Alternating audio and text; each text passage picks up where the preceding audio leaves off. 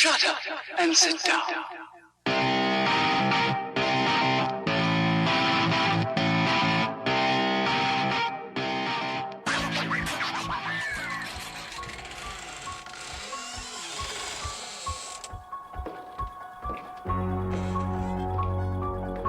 Hey Lance, why so much chamois cream? It rubs the lotion on its skin or else it gets the hose again. Hey Evan, where's Lance? He didn't show up to the ride today. I ate his liver with some fava beans and a nice Chianti.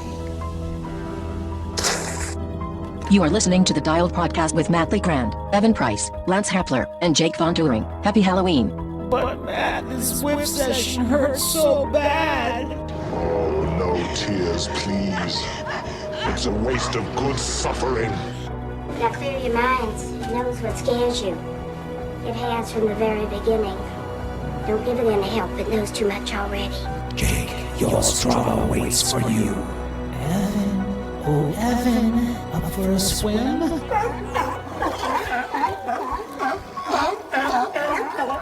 And there's no more room in hell. The Dialed Podcast team will walk here. You're gonna be just fine. I'm your number one fan. Hi, and welcome back to the Dial Podcast. I'm Jake Von Turing. I'm here with Lance Hepler. I am Lance Romance. Looking better than ever. Looking better than ever. A little choppy. Yeah, do you like the chops? Yep. I'm expanding my facial hair, much to the chagrin of... Okay, so the real question is when the gray turns to... It turns to gold. Let's call it gold. Let's call it gold. Can we call it gold? Sunshine. It's sunshine like gold. sunshine. It's like a bright ray of sunshine. Because it's interesting because we're going to get to see that yeah, transition. you know will what? see the transition. All three of you guys have red hair. Reddish, Oh my reddish gosh. beards. Red beard. Sensitive guys. Yep. Oh, wow. I'm the minority here today. To his You're getting taken over. to his right, joining us again today in the studio, Scott Scholz. Hi, thanks for having me. Scott Scholz of Zone 5, that is. And next to Scott, we've got Matt LeGrand. What's up, ladies and gentlemen of the internet? You guys are looking pretty good. I'm pretty so good. happy to see you. Pretty good group. I mean, we have flowers, we have cookies, we have very cool bike stems here, and a good-looking group. I have to admit. And then we've got a special guest with us today, joining us over the phone and coming from south of us from here, way too far away to drive in, Shasta Gravel Hugger promoter Ben Brainard. Ben, how are you? Hey, I'm doing great. Thanks for having me. I'm happy to announce this is my very first podcast. Oh, Hey. boy. Oh, wow. Welcome. Breaking Well, them in. sorry it wasn't a more professional crew that you're with. Cool. All right. I think some of us raced here. We'll just do a really quick back pedal today. Lance, did you race this week? I did not race. All right, moving on. Oh, wait, hold on a second. Lance, is this like the first week you haven't raced all year? It's close. I've done 43 races this year. I did not. So it's probably close that this might be the first week I haven't raced this year. Wow. My back just took a turn for the worse. Boom! Yes, exactly. Dang it. Are you resting? Are you off the bike completely? I have not ridden for 4 days. Okay. I am think out. That's good for you. Streak is over. The streak is over. My wife is still streaking, by the way, and through the house, but we won't. I know. I was going. That's where I was going Exactly where to. you went. We have. Bite my tongue. She's a streaker. She's a streaker. She's still streaking. I went to Utah and I took a couple really easy days, and my back was just not improving, and so I decided. You played it smart. I don't know. That's not like me. No. It is not like me to play it smart. Yeah. So I skipped the race this weekend, the opening of the Cross Crusade series, which was really bummer. I actually had the second call up in our group.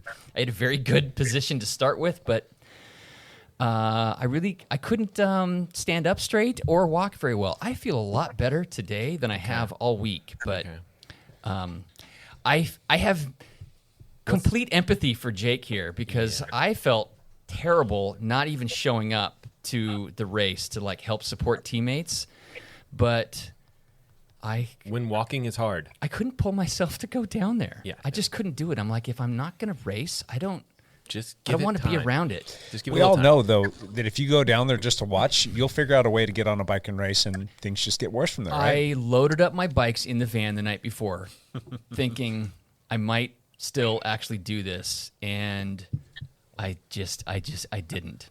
So, what's your plan? You gonna take a little bit more time off? You gonna do some easy riding, some careful. Well, I was doing easy riding, and it wasn't improving. So that's why I'm on day 4 of nothing. What's your plan of attack though? Is it going to be 7 days off? Maybe. It might be. You could take till the end of the year off if you wanted to. I'm not sure if my season is done.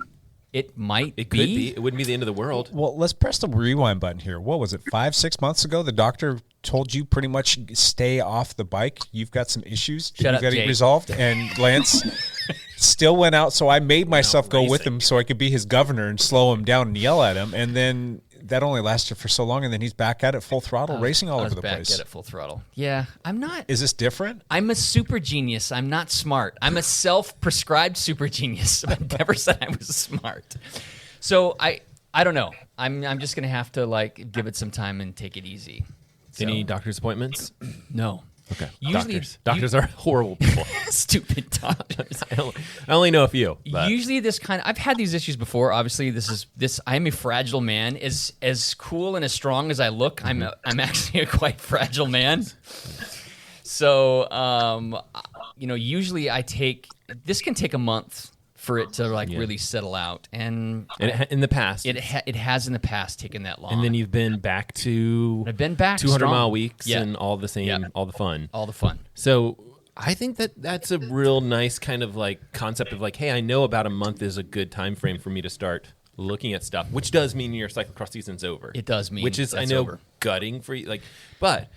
You had a great season last year. I did. You can still have another great season next year. And quite frankly, I've had a great racing year so far this year. You've done 40-something races. I've done 43 races, and I've probably been on the podium in 30 of those. Upgrade.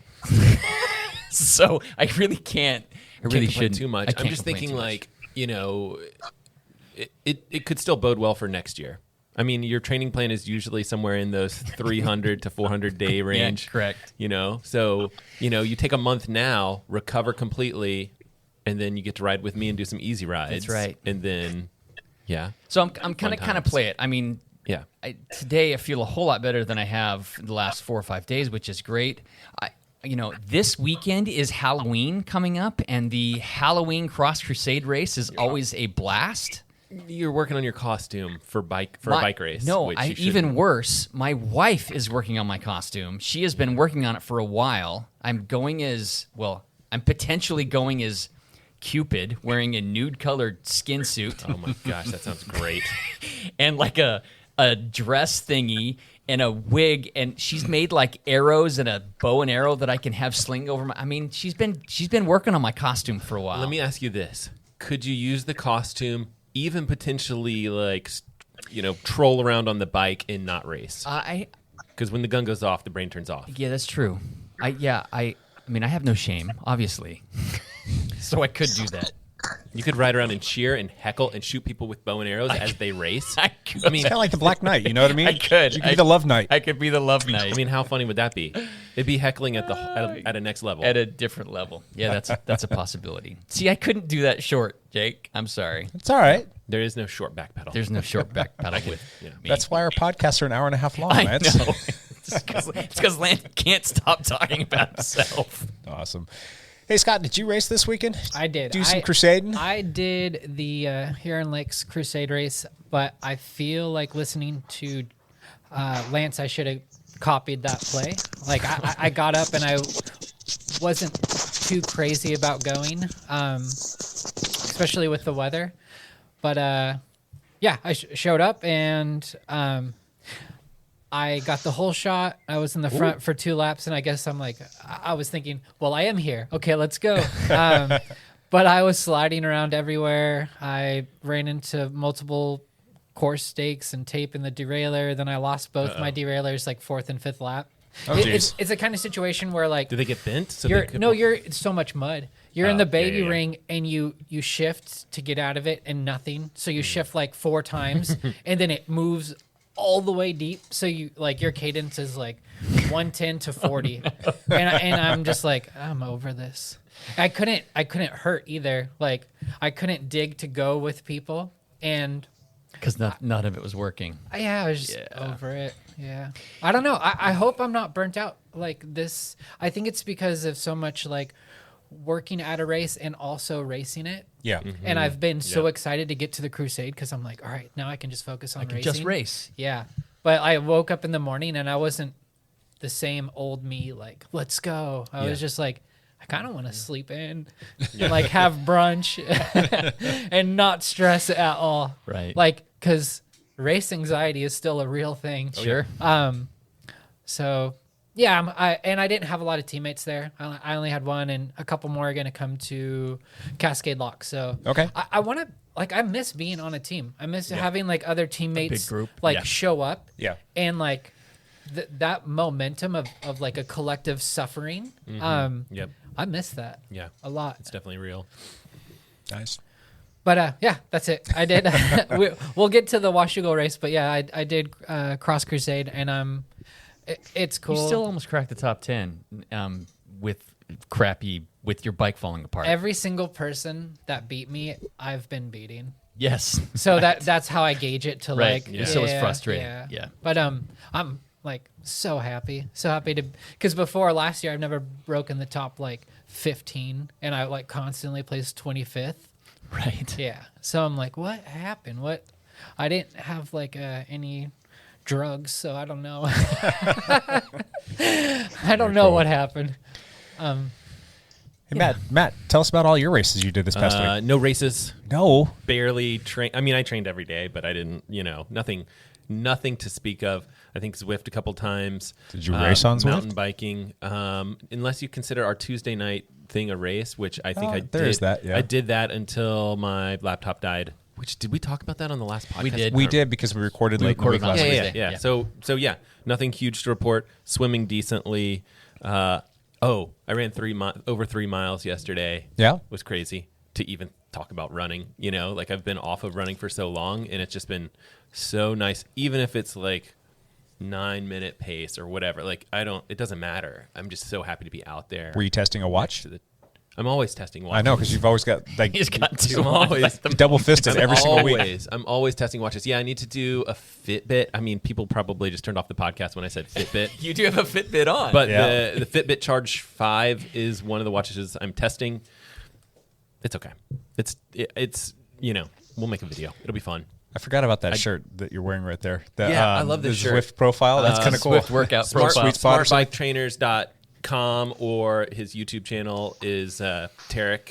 It's a sweet spot workout. It is. Yeah, you see a couple little leg openers. A friend of mine's YouTube channel and website. Whose legs are those? It's probably his. It's probably Tarek's legs. I mean, clearly there's no wattage, but let's just say 1,000, right?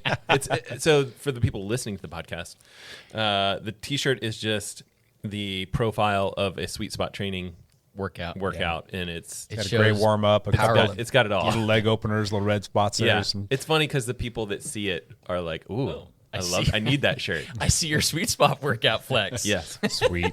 Yes, and yeah, you guys can buy these shirts. They're very comfortable. I really like it a lot. You can go check out his site. Maybe we'll find a link to it in the description. Sure. Post it. Maybe do that. Oh, yeah. So that's it for my back pedal. Swimming's going okay. Running's going. Running is going. And I need to bike more. Sounds good to me. Yep. Hey, Ben, did you race this past week? Yeah, actually I did. Oh, I'd like to hear that. Tell us about it.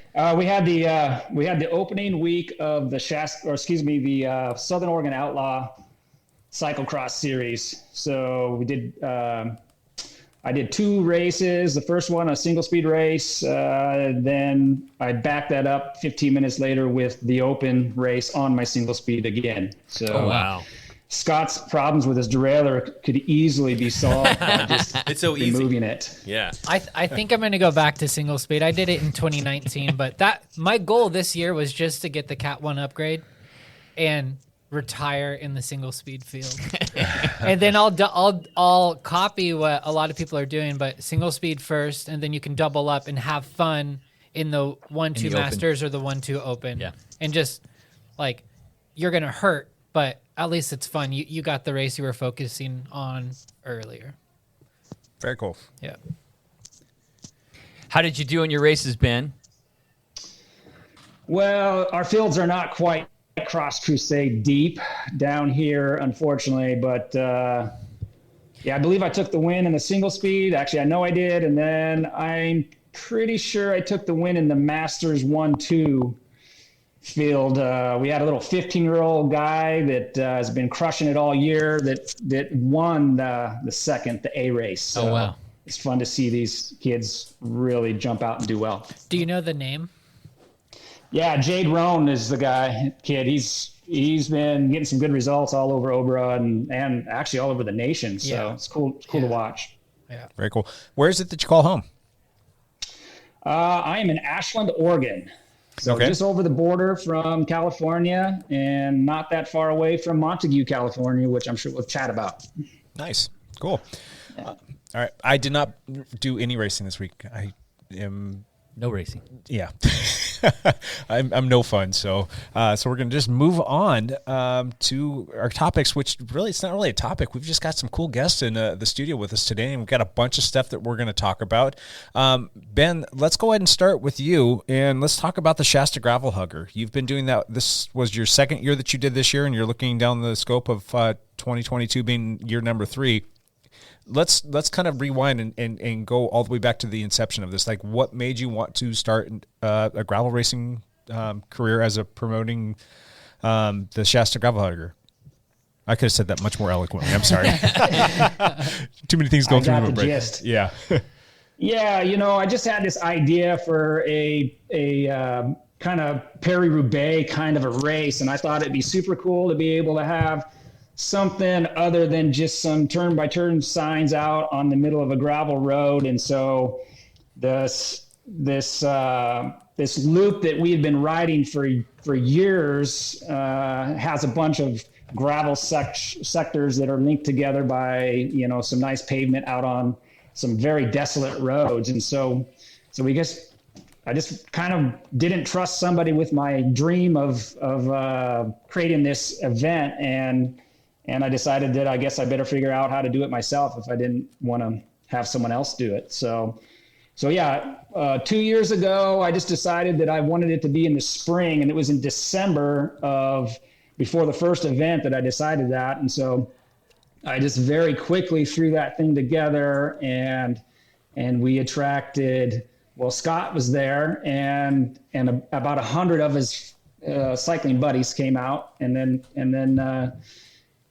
as you guys probably know, this COVID year started like the next week. And so we in 2020, we got the first race off, but then everything shut down. And then I didn't think anything was going to happen again until about December of last year. And I'm like, you know what? People are putting on races again. Like, maybe I better look at this. And so we threw it together again last year, kind of last minute. And, luckily, we're able to pull it off with some wave starts and a little bit of finagling and a lot of cooperation from Siskiyou County. So we were super lucky to pull that off.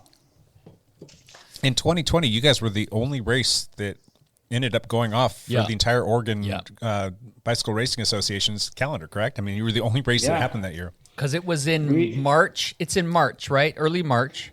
Yeah, first weekend in March, first Saturday in March. And I put that there because I didn't want to be in competition with Mid-South or what is that? Yeah, Land Run, excuse me. Land Run. Now it's Mid-South. But and so I wanted to be the week before, so hopefully people would want to test their legs before they go to their big A event. So gotcha. So we threw it in the spring, and it shut down. Land Run Mid-South hosted that race and then got an enormous amount of backlash for it. So luckily I stayed out of the press on that. Gotcha. Now, your first year too, didn't you guys deal with quite a bit of weather? Was there a good amount of snow on the ground? Oh, not just the first year. Yeah. I would say the weather on the first year was bad. It was really bad. So it was kind of snowy up high and rain down below, and the funny thing about it is the Shasta Valley is kind of a dry valley, and we have fantastic weather over there all the time. I mean, it could be a little bit cool and rainy here, and I just zip over to the next valley and it's nice. So yeah, snow up high on the first one, and it was kind of turned into rain by the time the racers got through. It was a mess. Gotcha. So let's talk about 2021. That's year number 2. You get that on the books. You get people starting to sign up, and it seems like as you got closer to the start of the event, you picked up a lot of momentum, and you actually brought quite a few bigger names to your race. How did you get to that station? Yeah, so it's funny. I was just, we have an Instagram feed and we're doing some dripping, and I noticed that Pete Stettin had liked one of my photos. And so I was like, whoa, wait a second, somebody's watching here. And so, of course, I just dropped him a quick message. He's like, yeah, I'm interested. I'd like to, I think he had something else planned for that weekend that wasn't going to happen. And he just lives down, a couple hours south of here. So he signed up and put his name on the list on Obra. And I think it caught a lot of attention from other racers all the way through to Velo News, so it was, I definitely owe that name a lot when it comes to the success for year number 2. But yeah, we even got, Jonathan Baker, who had a second at Mid-South the previous year. And then, yeah, I mean, there's a long list of very successful riders that were. Jacob Rathy came down. Yeah. Molly Cameron was there. I mean, just looking at your homepage right now, you've got Claire Honsinger right there as well. Claire's from Ashland. The women's field. Yeah. The women's field was stacked too. Yeah, Mariah Wilson took second to Maud. I'm drawing a link. Maud Farrell. Yeah, Maud Farrell, and Clara was third, but from the sound of it, they kind of did a 1-2 team on Clara towards the end. So it's exciting. The women's race came down with a 3-up sprint, which is awesome. That's awesome. Yeah. Very cool. All right. Well, so going forward into 22, you've probably got some big plans. You want to talk about some of that? Yeah, with COVID, there wasn't a whole lot of finish line stuff going on. I didn't really want to encourage people to hang out and do stuff. And so next year, we're gonna do what we can to bring the party, so to speak. And so yeah, we got live music lined up already for next year. We're gonna have warm food for people to eat. And hopefully it's nice and warm out, so it won't be as important as this last year. But yeah, and then of course we're just trying to build that ladies field even more. So yeah, I'm really trying to focus to make it attractive to more ladies, and we'll hopefully get. I mean, there's just a wealth of successful gravel racers in this region. So. So we definitely want to grow the women's field, and hopefully we can drum up some prize money, but that is yet to be determined. Gotcha. Now, you're doing some pretty cool things for the women's field that actually kind of caught my attention. I'm like, oh, that's really neat. He's really trying to help the sport grow, and that's something that we're always wanting to work on is women and juniors. We think that's kind of like if you can get those two things going on, that's going to really grow your sport in general. So going back to you, one of the cool things I thought you did is you've got some women-only porta potties. That is a phenomenal idea because us guys, we are disgusting. We are a bunch of pigs, and you're giving these women the chance to have their own, we'll just say they smell like roses in there, right? Porta potties. So what was the idea behind that? I got that from the ladies. I have Clara and Serena Bishop Gordon and a few others that I created a little group email with, and I said, what is it that ladies need?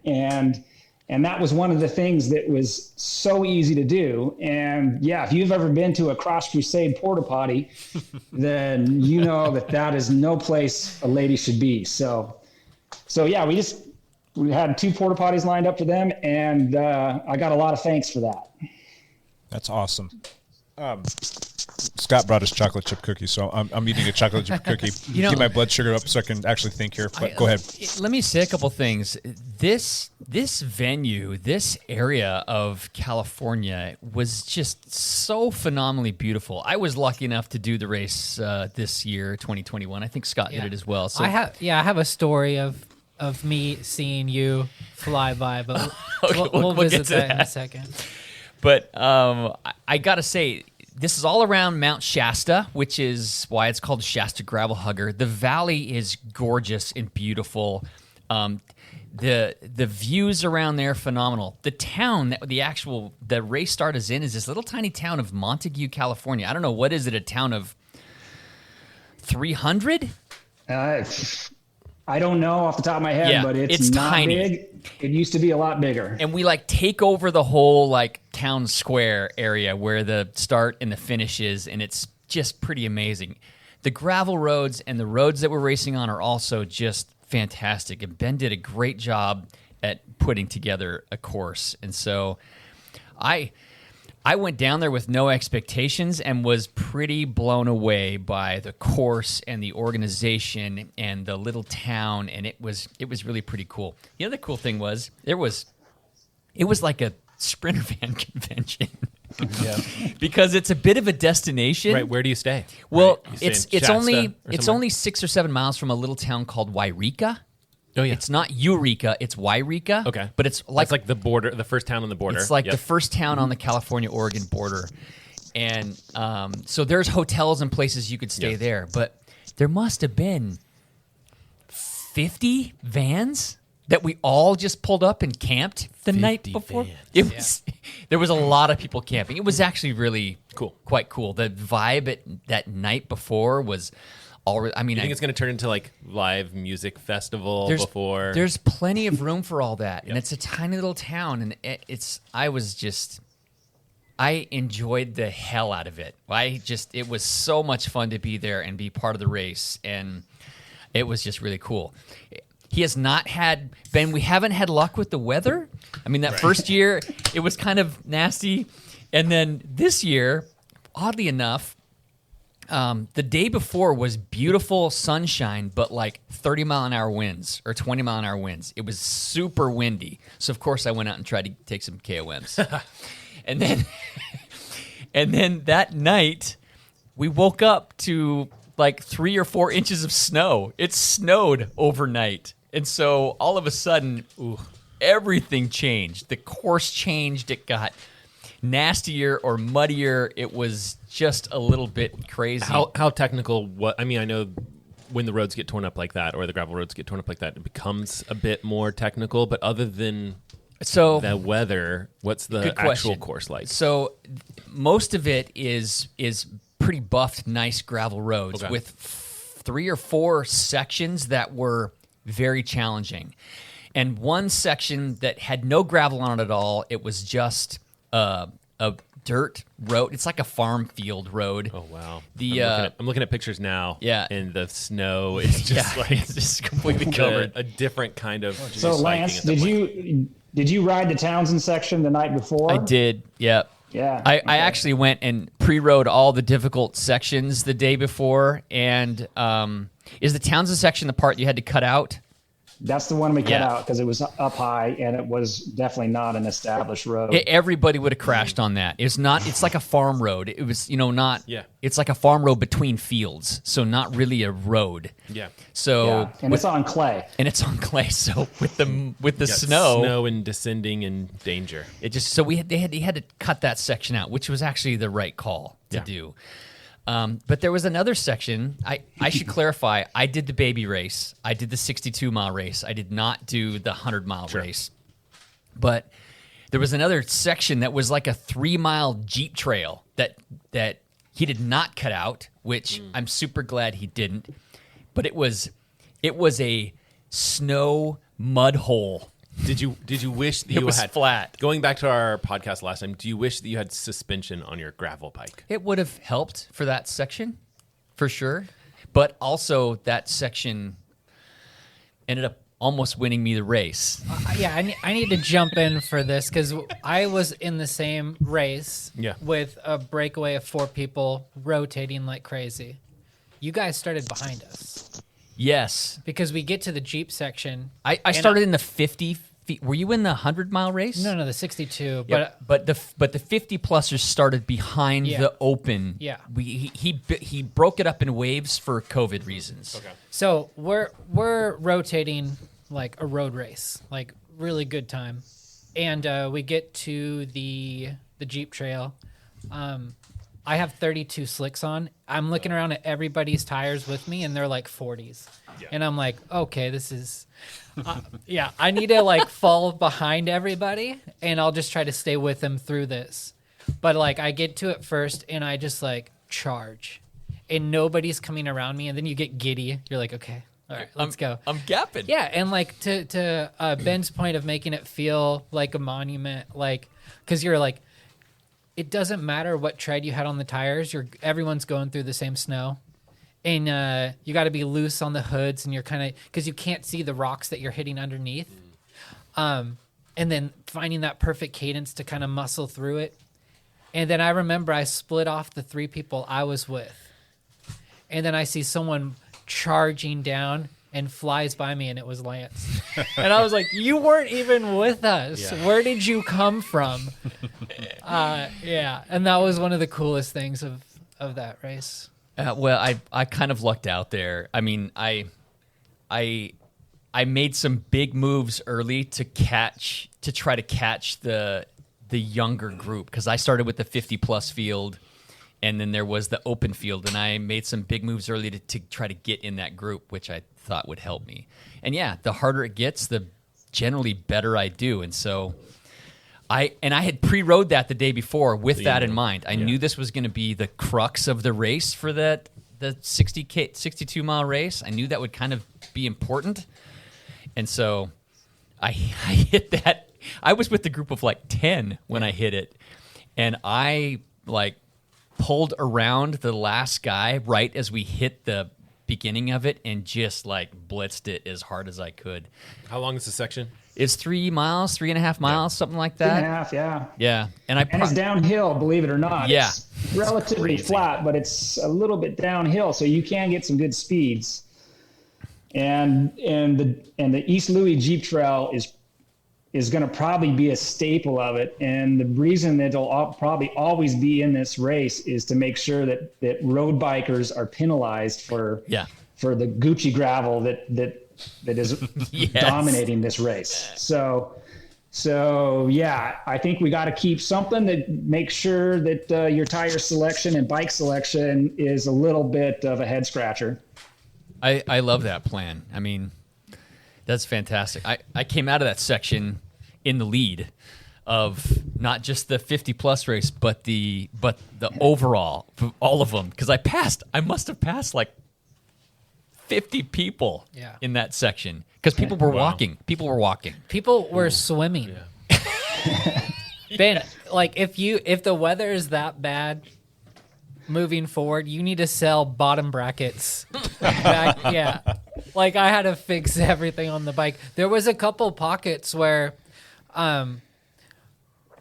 if anybody was to your left or your right and you had to take the center line, you would go into it and maybe you drop down in 2 inches. So then you'd go into the next one and you would drop down and you would submerge over half your wheel in the pocket.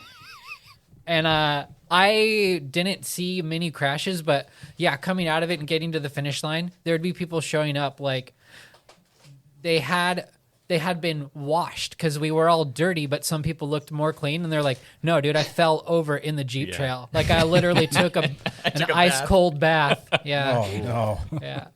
That's brutal.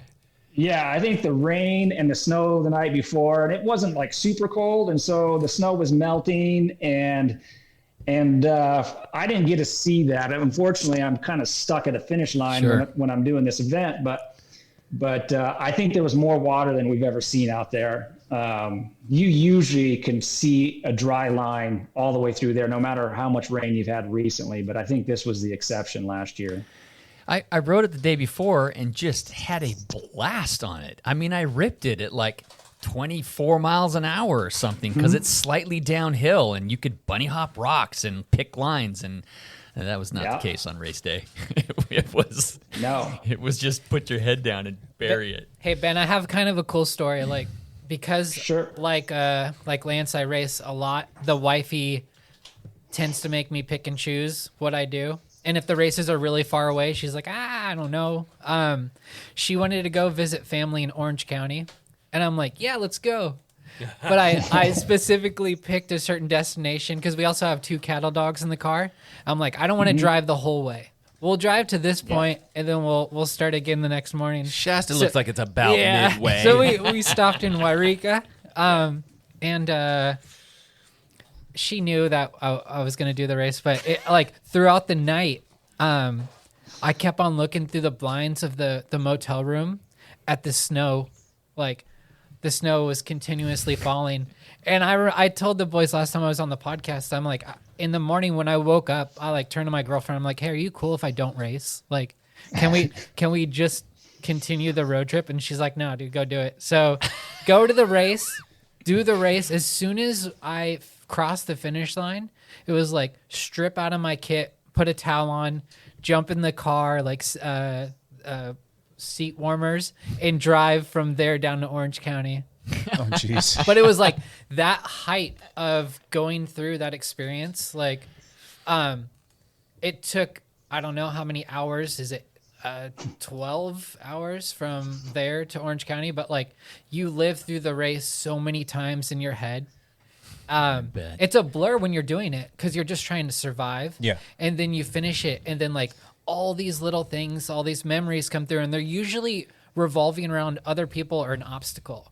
So it's like when somebody passed me, or when I caught up to somebody, or when I almost died, or when I made other people almost die.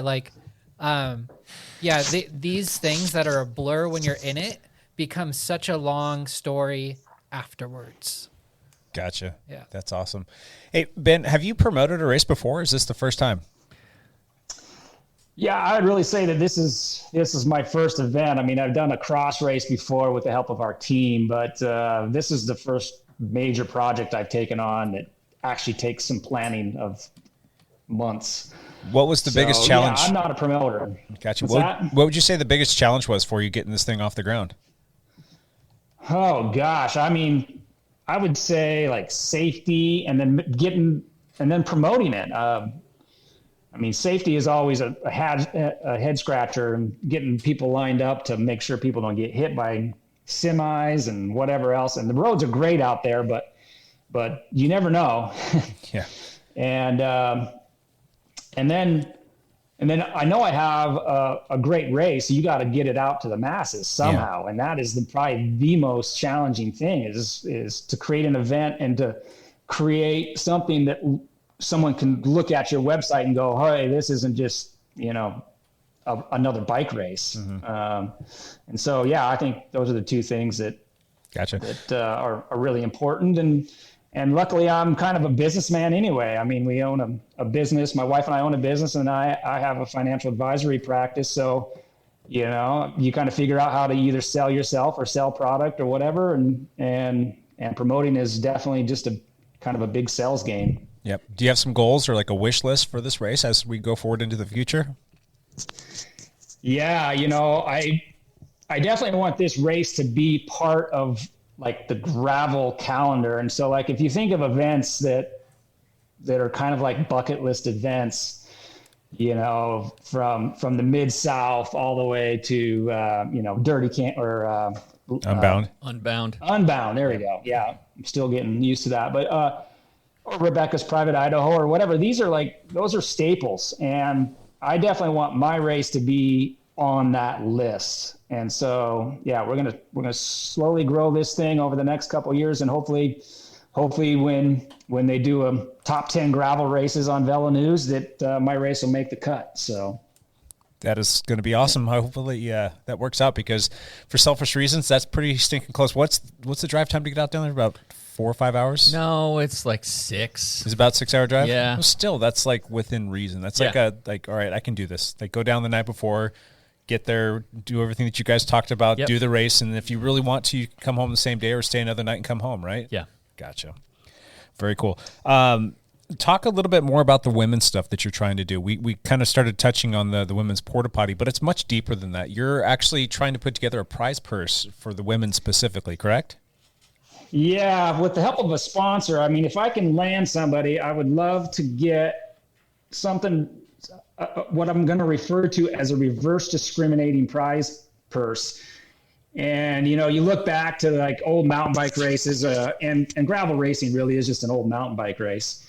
You know, that women would show up to the race and they'd get nothing, and the pro men would be winning hundreds of thousands of dollars. And while that number is definitely not achievable yet, at least, I would love to get to a point where the women have a prize purse, but the men don't. And I think, you know, when it comes to racing, you always can fill up the men's fields, but the women's fields are a lot of times fractions of the men's field. Mm-hmm. So I think by creating something like that, we'd get more ladies out, and it would create a hype around the race that I hope would resonate around the world, you know? Yeah. Now, when you're talking about a prize purse, I know something's better than nothing, so anything would be great, but do you kind of have a number in the back of your head? And you threw out a $100,000 number there earlier, but like reasonably, what would be a number that you would like to hit for a sponsor in case somebody's listening? Yeah, exactly. No, I think for this next year, if I could find a $10,000 sponsor, then 100% of that money goes to the ladies, you know? And so a winner would win something like $3,500, and that's not nothing for these ladies' races. No, not at all. Fantastic. That'd be a good start, and then hopefully I can, you know, make it, you know, 10 to 15 people deep, you know. That would be fantastic. Yeah. Very cool. And then you're also this whole bring a party thing that you and I kind of went back and forth a little bit. Tell me a little bit more about that. You're trying to make it a little bit more of a festive atmosphere. What's it going to take for that to get off the ground? Well, the finish line, we're going to have a little bit of a party for sure next year. But, you know, the big thing with my race is the sectors. And so each sector has a sponsor associated with that. And luckily, every year, I've always pretty much sold out. One year, my own business had to sponsor a sector, but it was well worth it. And so what I'm proposing to all my sponsors is that they bring a party to their sector. And so hopefully each sector will have something going on. Is it loud music? It could be maybe some hand-ups. It could be some desserts or whatever.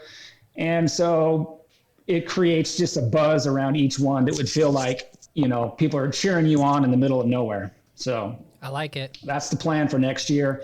I already have one person, one of my sponsors for next year is promising to bring a party, and it's pretty cool because Mike Ripley of Mudslinger Events is the one that brought this idea to me, and so it's super cool. He's going to step up and sponsor a sector and have some fun stuff out there and promote his event at my event, which is really cool. Yeah. That's a great idea. What is the cost for a sponsor to come on board?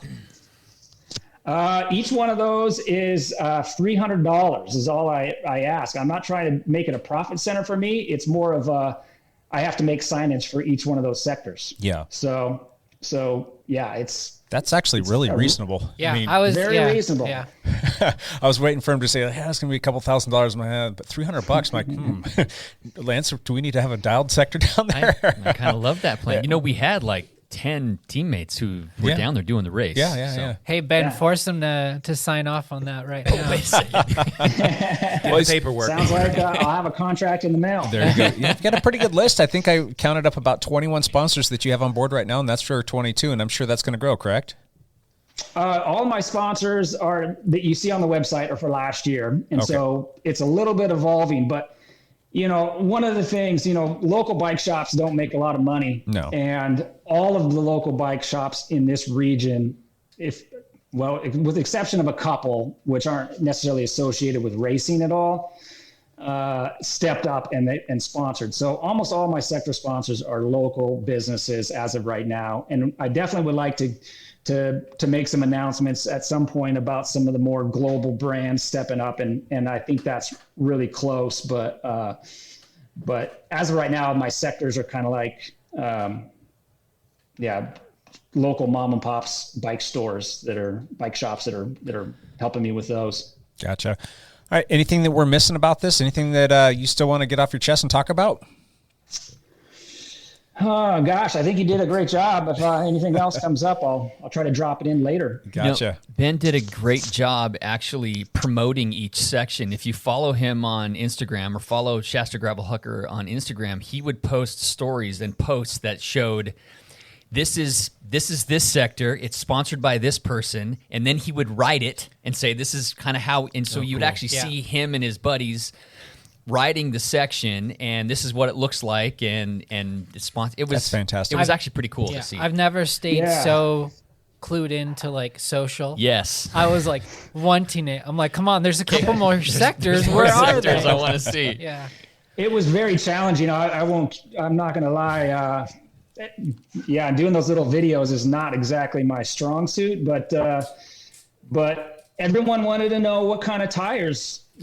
I mean, the amount of emails you get as a promoter with silly little tire questions is off the charts. And so I felt like I'd try to get in front of that by doing the little sector reviews, but it really just created more people wanting me to approve their tires. It's funny to hear you say that, because when you said it wasn't easy for you, like, this is not about you.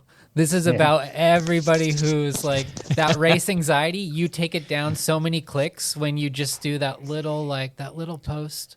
Yeah, people feel so comfortable and validated in their choices and what to load in the car before they make the drive over. Yeah. Well, interestingly enough, the day before the race this year, 32s probably would have done pretty well, but when you woke up, they were fine Saturday morning, and there was snow on the ground. 32s weren't the best option. I rode 40s, and they were smooth enough for me to do well enough on the flat and buff stuff, but it really made a difference on the technical stuff. But cool. Well, third place on the 100-mile race, Luke Lampari, he raced on a road bike with maybe 30 millimeters. Oh my gosh. But he's one of the best riders in the whole nation. So that makes sense. One thing that I like to see, that I like to nerd out on, is to see people's bikes after events. And from our side, on the promoting side, getting a photographer out and having them on their schedule be at the podiums. And I think it'd be really cool to do a follow-up on all the winners' bikes with like a breakdown. You can talk about like, people always want to know that information. Their bikes, their group set, their tires, and like, and their opinion on what did they bring a knife to a gunfight, or were they happy with what they selected? Gotcha. Maybe I could help out with that. Be awesome. Sounds like a YouTube series. Yeah, that's on. Yeah, I think that would be great. Wheels are turning. That would be so great. Gotcha. Hey, Matt, do you have any questions for him? No, it sounds amazing. I'm super intrigued by this. The best thing to do, I think, is to like see some of these pictures that these guys are kind of passing around the table. So maybe that's something that we can post, but it really does give you a feel for the event, as well as like you can actually see some of the signage and stuff like that from each section of the race, and you can just tell like this is a nice event, that this is a type of an event that you would want to check out and participate in, because you've seen kind of like how much effort is in this, not just like this, finish line, but throughout the entire course itself. And I think that's really cool and that's really unique. And so I'm really excited to see where this race goes in the future. Yeah, the effort definitely is resulting in good quality. So it's a quality race from top to bottom. Love it. Hey, Ben, you have a lot of backup up here. I know you're not in Portland, but like myself and these boys, anything you need to get out to the local scene, or if you want, I don't know if you do printed stuff, but if you want it in bike shops, don't hesitate to send it our way to get out. Yeah, we're going to help you promote for sure. Cool. Will do, yeah. Awesome. All right. Well, we're gonna jump over here to Scott and ask him some questions. Ben, do you have some time to stick around with us, or do you got to scoot? Absolutely. I'll hang in here. Love it. Cool. Let's talk to Scott about 2021. But before we get there, let's talk about how we wrapped things up. You took on a couple races. How did it go?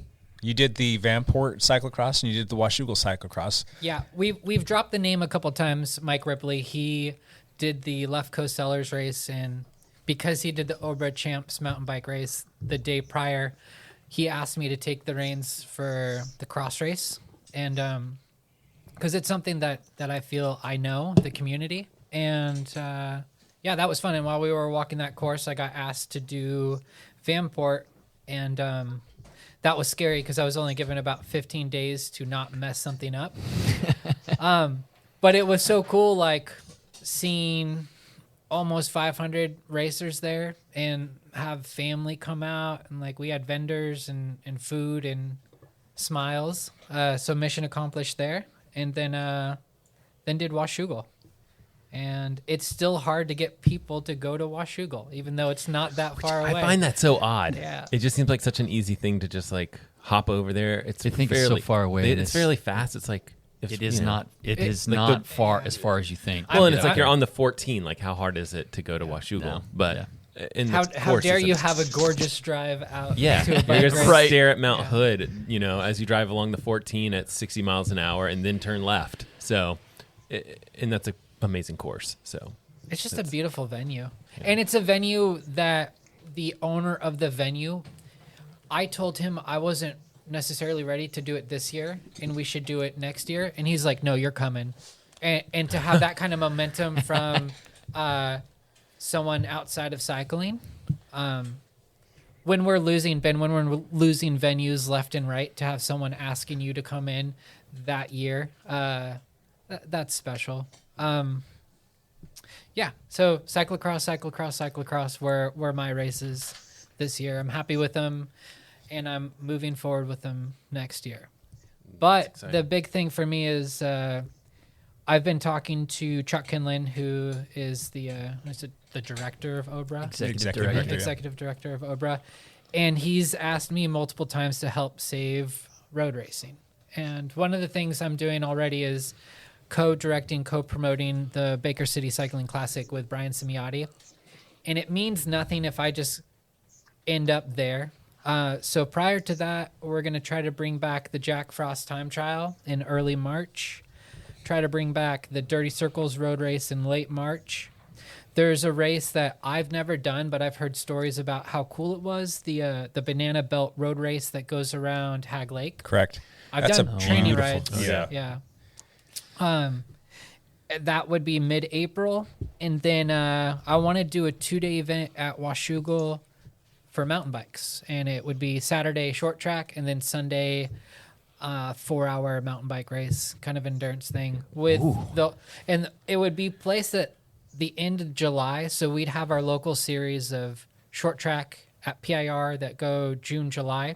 And while people have a short track bike built up and they're excited about that, we get a weekend event for us.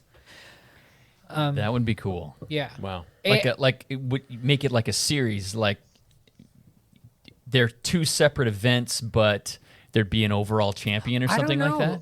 I'm open to anything. Yeah. It's cool. Ben, it's cool. Get your back better. Get that back cool better. Get the when back you're the promoter because you do. can make up these little things. So you're like, yeah, series overall. Yeah, let's go. And then, but that is all dependent on how many people want to back it, Yeah. Like if more sponsorship comes in, the opportunities list grows tremendously. Yeah. So races that will not be on the calendar that have notoriously been Zone 5 races in the past will be no piece of cake? No piece of cake as of now. Okay. And the other one that was hard to do no on was Yamhill Gravel Grinder. But looking at the calendar of what we have, it's already super saturated with gravel. Mm-hmm. And it has no road races. Like there's rumors right now that Kings Valley is going to come back with 2 road races. It's kind of funny how that happened. There's like all the road racing just kind of died and went away, and all of a sudden there's gravel. Yeah. I mean, you've got race options, but like we've got road racing over here on life support. You know, we're over there pumping it, giving it some CPR. Do you think it's going to be worth your time, energy, and effort? I want to make one run at it. Yeah. You know, like what will you? I was on a road team. And like I told you a second ago, like having teammates to encourage you to go train on like crap weather days, it makes a difference. Dude. It actually makes a difference in road racing too. If I show up and there's 8 teammates in a race, I'm going to race a bit harder because if I'm working for somebody else, it's almost like the pressure's off. Mm-hmm. If I'm not like the designated guy, it's like, okay, I've got a job to do. I can focus on just this job, and I'm just going to do that for the first, for the teammate. Yeah, for the teammate. Drag the team along, make other people hurt. Yeah. What are the criteria for success? Is it financial? No. I mean, obviously, it needs to be. It needs to partially be financial. If you go bankrupt doing races, Well, you got to do. You hope you do better than just break even. Yeah, so that makes me laugh because Washougal just happened, and like yesterday, I finally got my last bill to put all my expenses down, and I made X amount of dollars, and my bill was $45.92 in the negative. So I was like, I almost broke even. Even. And that's the help with like sponsors and like volunteers, like. It wasn't for a lack of not trying and a lack of the community coming together, but you still need to, like Ben was talking about, get people out to your race. Yeah, that's still it's a conundrum to me why people will not drive out to Washougal to do a bike race, a cyclocross race. Nonetheless, it is such a beautiful venue. I had 3 professional photographers on site, and I just blasted that out to all of Obra, and if it hits 25 people who didn't go, who feel like, dang, that looks cool, I want to go again, like, that was worth getting those photographers. The visuals for that place make all the difference in the world. And that was half the reason why I wanted to put together a little video that I did. And I want people to see that because they need to go out there. It's a special place. What about on the roadside? Same thing? Yeah, I don't know. I feel like with the road, I'm trying to navigate this with other people. You have help. I want to reach out to people who are still actively racing road and see where their momentum is. Like, try to tap into it because they're still going.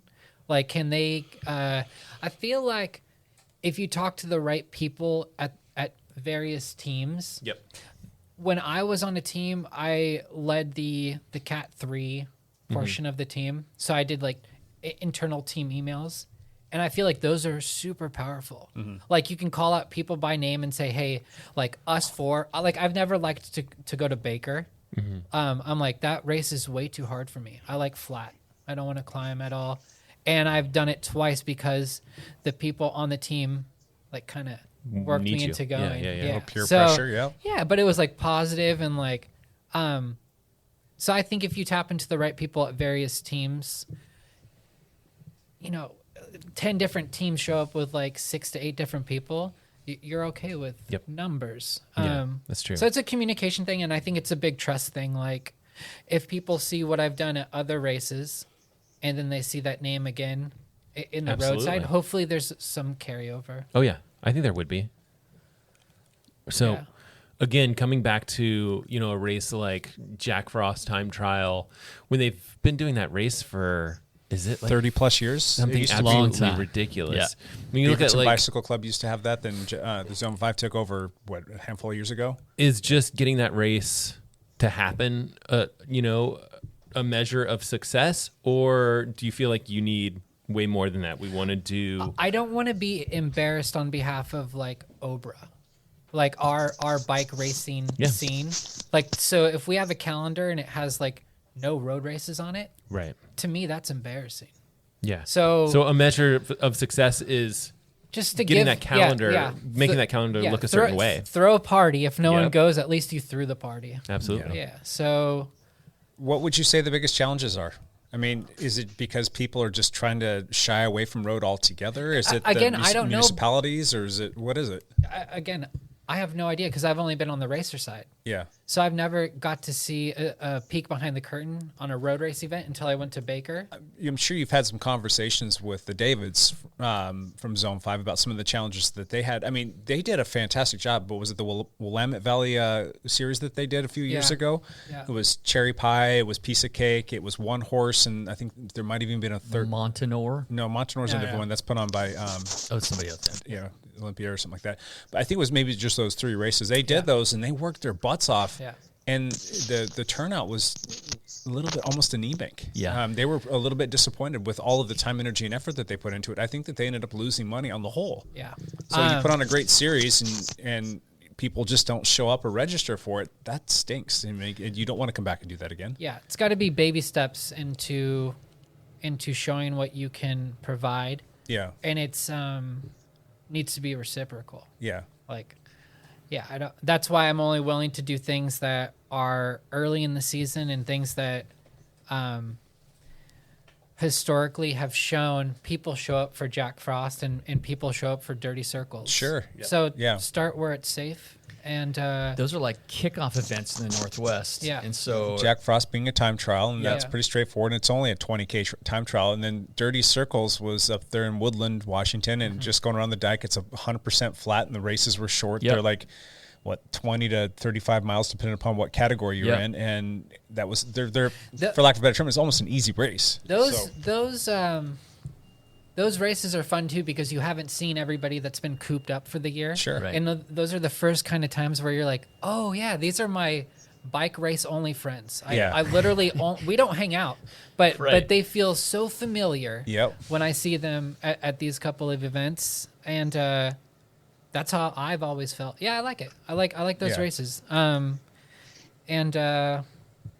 Do you ever get the complaints about people not wanting to go do a road race because it's in March and April and the weather's generally not that great? I mean, I can remember being out at Kings Valley and it's 40 degrees and hailing sideways and you're just chilled to the bone.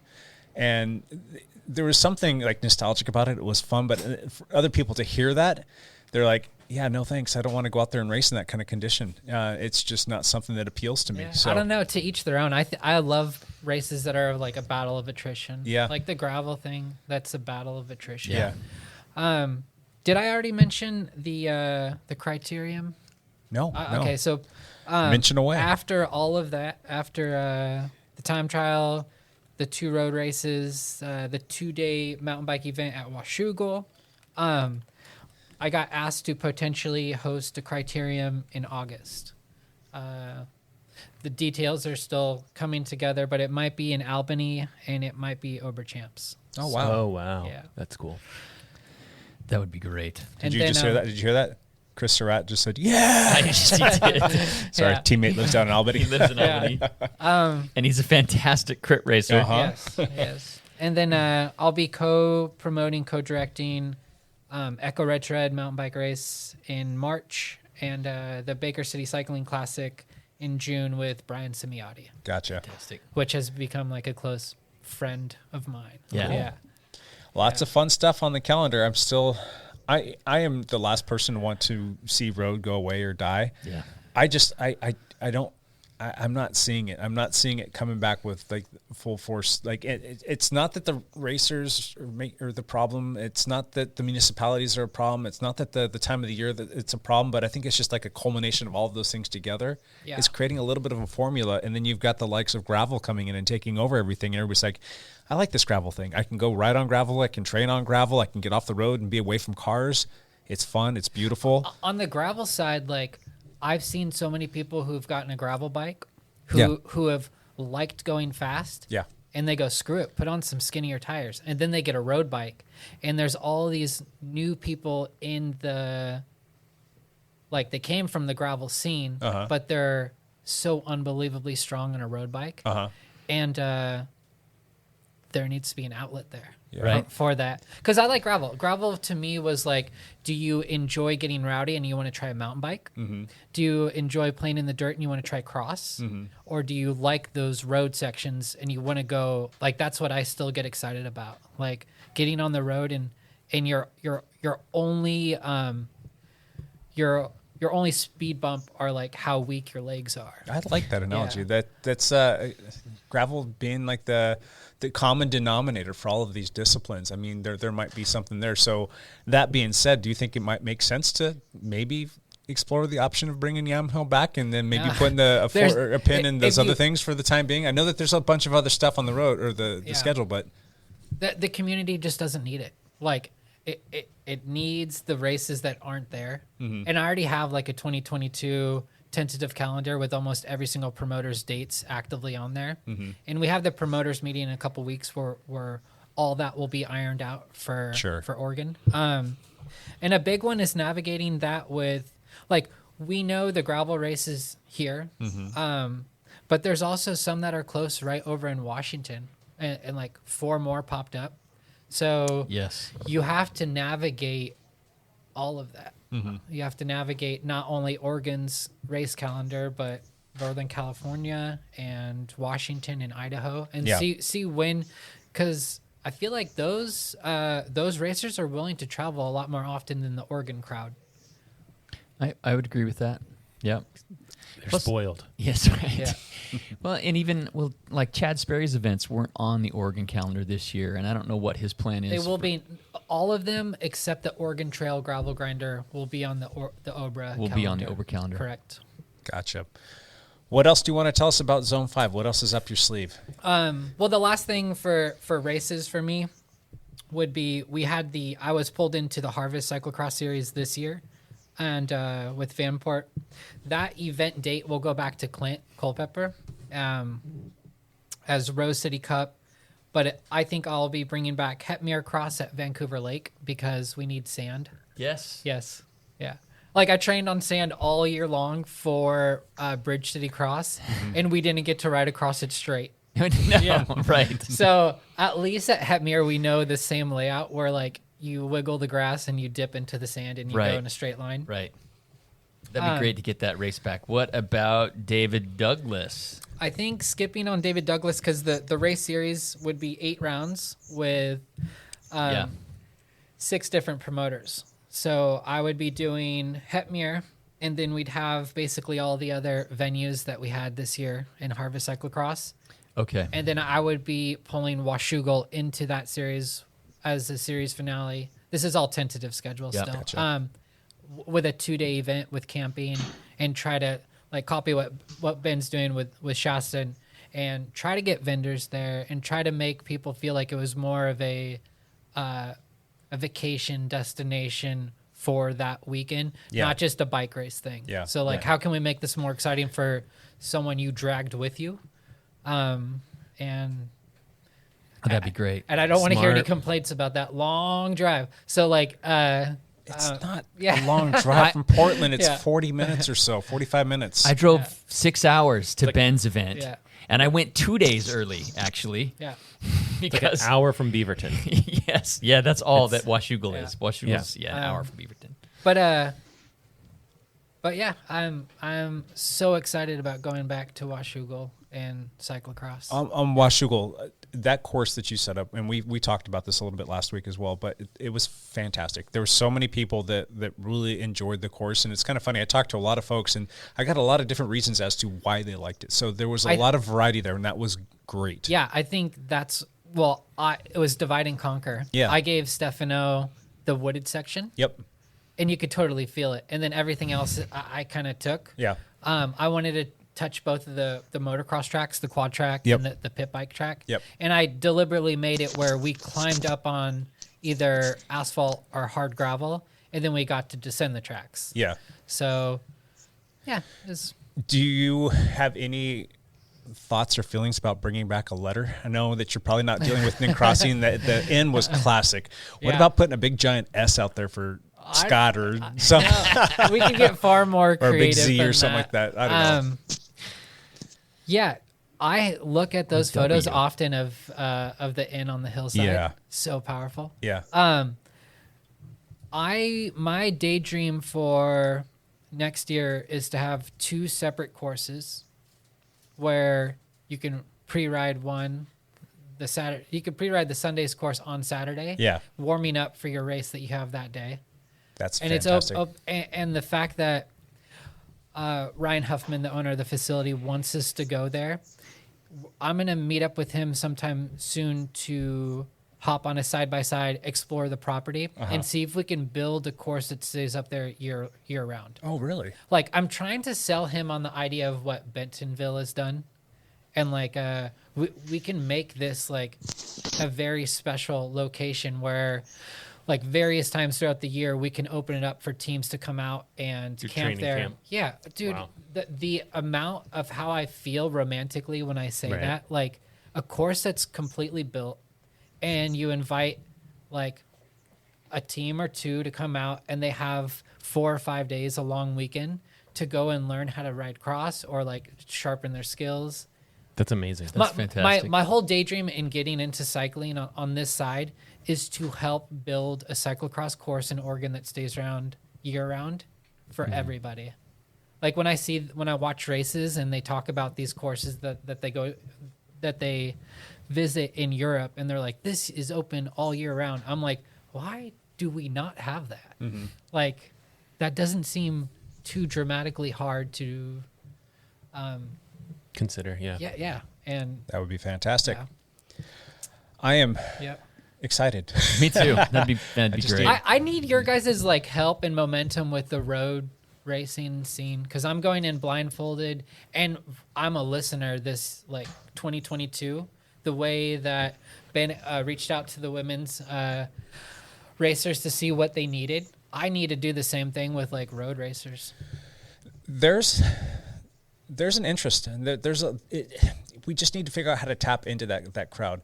I think part of it is, like, when people show up to a road race, there's always, and even for me, when I first got started in the road racing, there's still that elitist attitude that kind of carries through the sport. It's one of those things that if we can get rid of that, and you can bring in more of the cyclocross racer, more of the gravel racer, more of the mountain bike guy, and the vibe that they carry, and then if we can communicate and connect with the community as a large and make it very beginner or newbie welcome, we just need to start planting new seeds, get those people out there, and kind of build it that way. And I can tell you from experience from this past year, we started that little weekly ride that we called the flogging ride, and I was blown away with how many people came out of the woodwork to come do this little bike ride that's kind of like a quasi race on Wednesdays. I'm already forgetting what night of the week we were doing it on. And it was Thursday. Was it Thursday? Well, we started on Wednesday and moved it to Thursday. That's what it was. Anyway, and you had people come from pretty far away. There was people driving and coming in from Portland, and we live in Camas. We had 50 people showing up. 50, I think we touched 60 once. Yeah. And we had it broken up into 4 categories, and we were sending people off at different times. And the response that we got from that was fantastic. So that tells me that if we can get people on a weeknight to come out and sit through traffic, or just kind of, come together in this little tiny town called Camas, Washington, to go do this little 30-mile ride that was at a race pace, and there's like little sprint sections, and like the winner for the first half and the winner for the second half. That tells me that there's an interest there. So I'm not telling you don't do it. Yeah. You've just got to come at it from a different way. No, I feel that too, because we have the Savi ride on Sunday. Yes. Yep. And we'll go out there, and like Claire will be there, and Felipe. Yep. And that power in having riders like that, like looking over and seeing the U.S. champs jersey and the Costa Rican champs jersey, and you're like, dude, this is special. Yeah. And like, I know people are out there on bikes, road bikes, crushing it. Yeah. So I guess my only advice is, like, doing things the same ways we've always done them, or giving us results, or we're seeing attrition. So if we're going to continue to do things the same way, we continue to get more attrition, then we need to stop, pump the brakes, do things a little bit differently. Think of it from a different perspective in terms of, like, how do we attract more people out here? There's a whole bunch of people out there that don't even know what road bike racing is, but I bet you $1 they're pretty stinking solid and strong. And just to get those people an experience that they're going to want to come back for more, we got to do that. And that's just my 2 cents. I'm excited to get through those early road races and revisit this conversation. Sure. Yeah. Because I'd like to be sitting here with a smile and at least break even. Yeah. On the promoter side, but if anybody, because I am a huge believer that everybody who picked up a bike this off season or COVID season, whether it be a gravel bike, a Peloton in the house, so many people stumbled across cycling that they're like, dude, this is really cool. Yep. And then when you have you bring in like playful competition with that, and it encourages you to move forward with the stuff that you do solo. I do think that we're going to see potentially more participation next year when things are back to normal and people have had a year to a year and a half on a new hobby that they realize they're good at. Yeah. Hey, Matt, you know the triathlon community pretty well, and you've talked about this over the course of the last few years that we've been doing this whole podcasting thing about the numbers in triathlon are kind of dipping down a little bit. Yep. I'm sure that you guys are all racking your brains in terms of how you can get more people to come to the sport, and you're doing a great job with your YouTube channel and just helping build community. Just out of curiosity, do you think that there's a play there to kind of cross-pollinate to maybe, hey, triathletes, maybe you should go check out this road bike race to, just maybe be something to put on your calendar and vice versa? Is there some sort of a play here like, hey, roadies and everybody doing all this other stuff, maybe you should come on and check out some triathlon stuff? Definitely do cross-pollination between things like the time trial, like an early season time trial and triathlon. Like you could even touch base with I can put you in touch with like the event management company that works on like the triathlon races in the area and see if you could do some sort of email piece that way, because it could be 100 extra riders for the time trial race. I think when it gets difficult, and Jake, I think you touched on this, was when you get into road racing, I think you've got a hefty fear of that. And then you've also got that kind of elitism piece. And we've talked about this on this podcast. It's because newbie people or triathletes with bad road handling skills can hurt you out there on the road. And so there is that standoffish, defensive attitude from road racers where, when you get to graveling, it's got a little bit of that. I would say less. And the other thing that I think that gravel racing has to it is this whole, I'm probably going to get shut down for saying this or my microphone might get turned off, but you have this kind of like Instagram worthy location, epicness. Is that a word? It is now. Yeah. I do some races just for the pictures. And it's like, but here's the thing. And we pass the pictures around and we look at them and we're like, holy smokes, I need to go, to that Shasta race because look how gorgeous it is. And I think it's harder to do that with a road race, like, cycling road race, but it's not impossible. Yeah. And I think that if a promoter, thought of it like, hey, we need to sell this. How are we going to sell this? Through photos, through people's own Instagram feeds? Because, if you can hand someone these photos and it's just like, oh, wow, here's this gorgeous piece and it gets pumped out to 1,000 other people will put it on their calendar. They'll say, that's gorgeous. I'm going to do that next year and I'm going to train for it, which is what I think is happening in gravel. Yeah. So going back to the whole like elitism and being scared and all that other stuff, for a newbie coming over, let's just say that you'd never done a road race. And I think I've only known you to do about one road race. Yeah. And when you first come over, what if there was a beginner class? Well, your Cat 5s, and there is, but you had some seasoned roadies that could come out and kind of audit the race with you, or just to sit in and kind of coach you along and to, call it an ace or a spade when it's out there and it's a problem, correct that problem, and then coach people along and say, hey, this is a good opportunity, or what you're doing is wrong, or this is what you're doing right. Would something like that? Oh, absolutely. I would do that race multiple times before I, want to jump in, Cat 5, Cat 4. I mean, if that's like a, where it's like no awards, no nothing, where this is just fundamentals. Yeah. Like, what's nice is PIR has something like that, right? Where I was just going to say, And that, again, it's taking away that elitism. It's taking away that, like, nope, there's none of that. No one's, we know that you're going to be a little shaky on the road. We're here to promote the sport, get more people biking. That's the whole point of this particular category. I don't know if you want to call it a category, whatever you want to call it, but I wouldn't necessarily call it a race at that point. It's just like, this is a learning experience and a promotional experience, as opposed to the other 4 races that are, they're races, right? Yeah. So sign me up for that, Scott. If you want to put something in there, I would be more than happy to do that. Yeah. So, all right. I think that's about it for the race promotion talk. Unless there's anything else y'all want to talk about. No? I think we're good. Cool. We're good. I'd chime in for a second here. I have a couple of ideas that I think this crowd would be great to hear and bounce off of. Bring it. I've been toying with the idea of doing the equivalent of a fat tire crit on a Friday night before the event and have them just be like a short crit in your category, about 20 minutes or something, followed by a single speed race on Sunday morning of the 30 to 40 mile variety. And what the question for you guys is like, how appealing would something like that be to making it more of a weekend destination? And, you know, how likely someone would be to participate in that? I think you'll definitely find a crowd there. It's just a matter of, like, if we're talking about bookending a road race with those two different events, it just becomes a matter of, like, all right, does this crowd have a fat tire bike and does this crowd have a single speed? The immediate thing that comes to mind is I worked the best of both, and he offered something similar. He did the 3 bikes was Saturday. And then Sunday he had the mixed surface showdown, and it was bring one bike, and it was like you do this 7 mile lap thing, and whoever the 3 fastest were moved on to the next round. Yeah. I think it's important to do the shorter event prior. Because after Saturday, people were gassed. They were spent, yeah. Yeah, I drove home that night.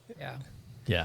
I think something like that would be potentially a good idea. I mean, it's always a way to attract more people out there and bring more bikes to an event. I mean, who doesn't want more bikes? Like these UCI mountain bike races that happened, that Friday night Fat Tire Crit is super popular. Yeah. People want to watch it and people want to race in it.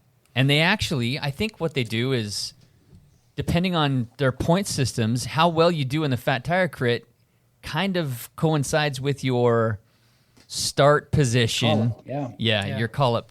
I think just from a promotional standpoint, having like the Fat Tire race where people want to watch that, they want to take, everyone's going to have their phone like in their hand taking pictures because it's going to be cool and it's going to be different and it's going to be, something unique, potentially kind of funny.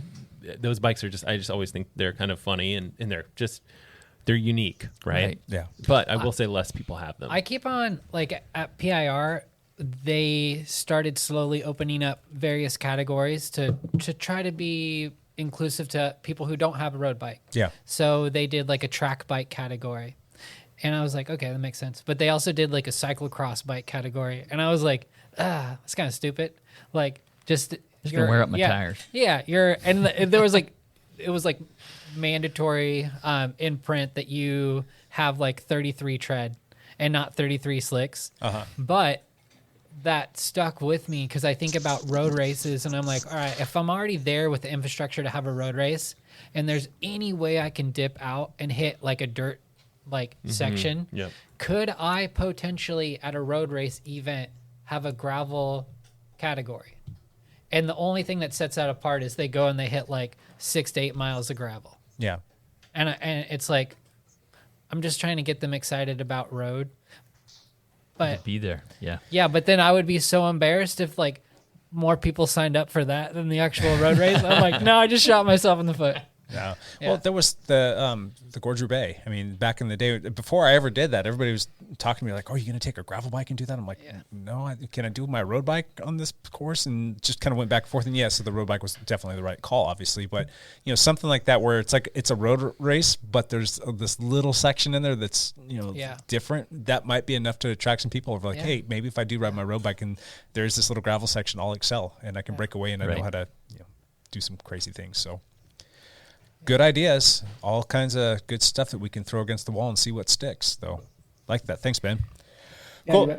Let's jump into one last thing. This is where we're going to run around the table and let everybody kind of say what's on their chest one last thing. And Lance, you want to start us off? I wanted to show some love to our shop mechanic here, Paul First, in the elite race on Sunday at the Cross Crusades. He managed to take second place in a full field. So congrats, Paul. You did fantastic. So that's awesome. That was that boy, Paul.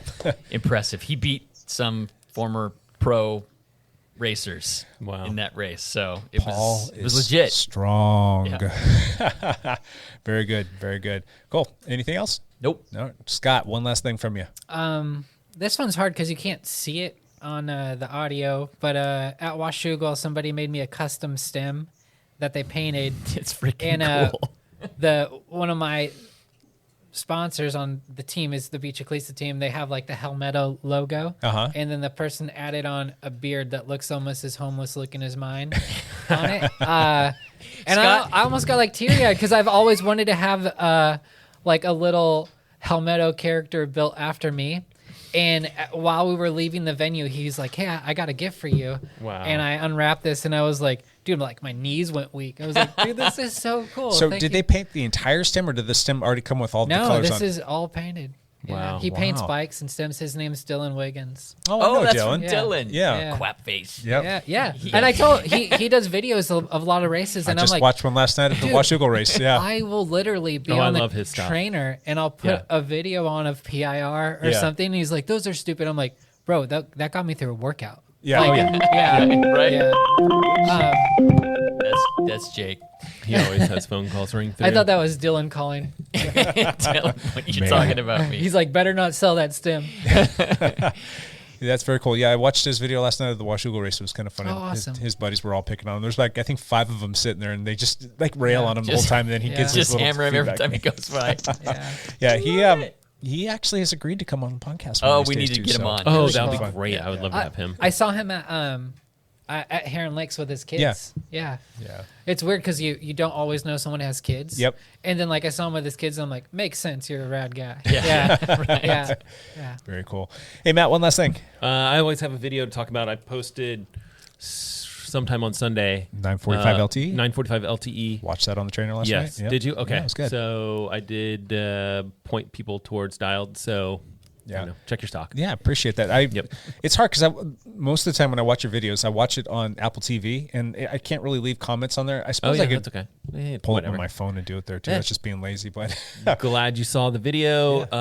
Next week, I don't have anything planned just yet, and that's usually a bad sign, but it might be something like Fitbit charge. So I don't know. You guys probably don't care about that.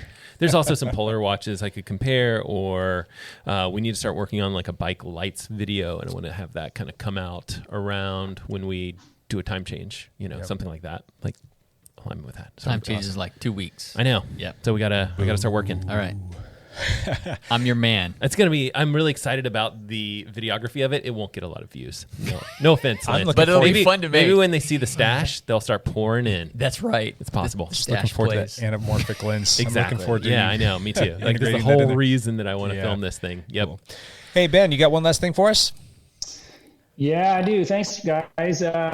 Thanks for having me on. And my one last thing is a big shout out to all the volunteers that help with bike racing. Good call. Because there's no way I could put this event on without volunteers. And so, thanks a bunch for supporting the events, whether they're mine or Scott's or anybody. But very cool. Yep. Love that. Volunteers are awesome. They do make the bike racing world go round. Yep. So cool. My one last thing. Well, I was thinking about this earlier. I'm going to talk about the mod pizza night that we're having tonight, but we're recording this on a Monday, so they're this is coming out on Wednesday. They're going to have missed it, but we will have some other stuff coming out. But we do have this whole mod pizza fundraiser thing, and there's a bunch of people that have told me that they're going. So I'm kind of excited to see what happens. And my wife was texting all her friends this morning. Yeah. Go to mod pizza today. My wife has posted more stuff on social media than I have, so I'm like, that's awesome. Thank you very much.